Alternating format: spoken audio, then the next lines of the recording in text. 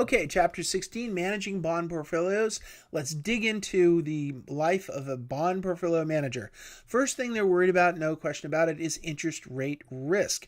How much risk or do you have is relative to how much your portfolio will change given a change in interest rates. So we definitely want to pay attention to interest rate sensitivity. In addition to that, we have convexity and passive management active strategies that we're going to cover in this section. So let's dig into investment rate sensitivity. We know that bond prices and yields are inversely related. We know that an increase in the bond's yield to maturity results in a smaller price change than a decrease of equal magnitude. So an increase in maturity is smaller than a decrease of equal magnitude. In other words, when it falls harder. Longer term bonds, we know, are more price sensitive than shorter term bonds. Obviously, if you're tying your money up to 30 years, you're going to be more sensitive to the changes than if you're tying it up for 30 days, because in 30 days, you'll get your money back.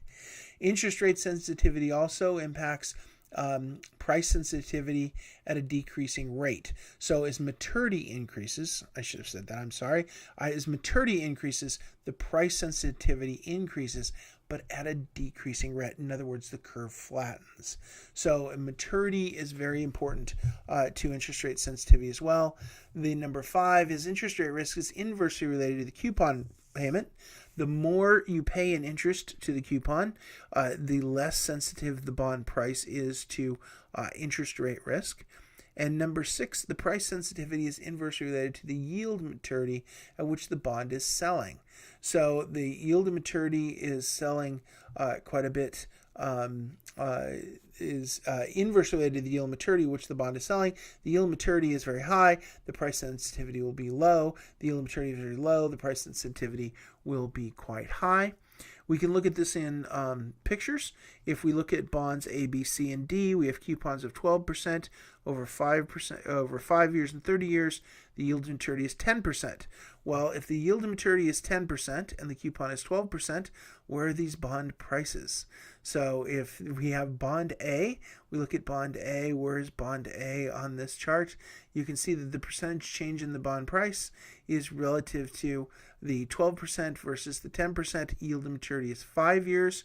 5 years, low yield to maturity, it's going to be fairly flat. If we look at this as a coupon of 3%, 30 years to maturity, and 10% yield, that's graph C. Graph C is fairly high. And then you go to graph D, it's 3%, 30 years, but the yield to maturity originally was 6%. So D is going to move even closer. Why? Because the yield to maturity is closer to the coupon, and therefore there's still room for it to move. As it gets closer, 3% to 10%, or it is further apart, and C is slightly less risky. So the change in the yield to maturity will move quite a bit more the closer the coupons are to the yield, and it will also move more as the maturity is less, and also as the coupon goes from high coupon to low coupon. You can see the differences there too. So there's quite a bit going on in this chart.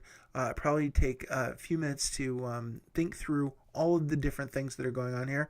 You've got the difference in the coupon rates, you've got the difference in the maturities, and you have the difference in the yield to maturities as well, or the years to maturity and then the yield to maturity. So you've got three different variables going on here, which explain these 4 different curves, and it's a very good example of how things change for the bond price with regard to having different coupons, different yield and maturities, and of course different time frames. If we look at this as the price of an 8% coupon, these are coupons semi-annual, of course.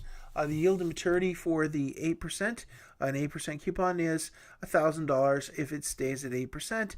If it's 9% at 1 year, it's $990. At 10 years, it's $934. At 20 years, it's $907. Why would that be? Because of the discounting over the additional 19 years from 1990 to, 990 to 907. The fall in price, if something were to change, the 1% here, the fall in price is very small over 1 year, but over 20 years, the fall in price is considerable because of the different yield to maturity and the number of years that it would take to get your money back. There's a different way to look at it is the yield to maturity here is 8 versus 9%. The fall in price is of a zero coupon bond. The zero coupon bond, remember, they're discounted. So 20 years, if you've got 20 years left, you paid $208. The price went from 8% to 9%. So interest rates went up. So the price fell. Since you have so long, the price fell 17%. If it's only 1 year, the price only fell less than 1%. So you can see the difference in yield to maturity, the time frame of 20 years versus 1 year. You can also see clearly here that a zero coupon bond, you only have $208 in this bond. 20 years from now, this is going to pay you $1,000. So even though the price fell, if you don't sell, you hold on to it, you'll get the $1,000 back. It's only if you sell do you lose that 17.46%.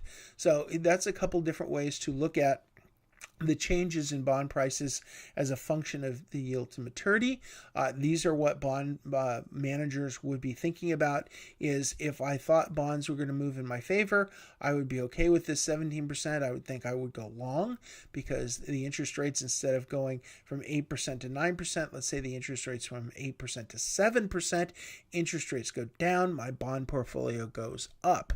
In this case, they went from 8 to 9%, which means interest rates went up, so the value of my bond portfolio went down.